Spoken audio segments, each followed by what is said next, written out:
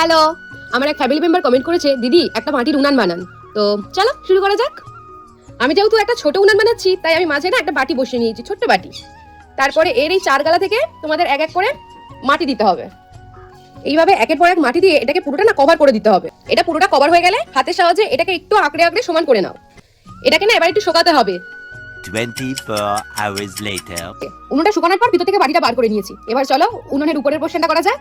উনুনের নিচের পোর্শনটা কিন্তু খুব বেশি শুকাবে না, তাহলে কিন্তু উপরে মাটির সাথে জয়েন্ট হবে না।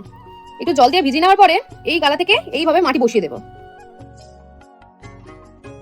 তিন দিকে একটু বেশি বেশি কাদা দিয়ে আমি তিনটে ঝিক তৈরি করে নিয়েছি। তারপর জল আর হাতের সাহায্যে এটা একটু চেপে চেপে সমান করে নাও। আমার উনুন মোটামুটি ভাবে তৈরি। চলো ফাইনাল লুক দেখা যাক।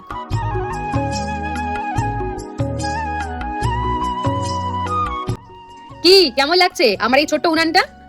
তোমরাই জানিও কেমন লাগছে। আজ তাহলে আসি, দেখা হবে অন্য কোনো ভিডিওতে। বাই।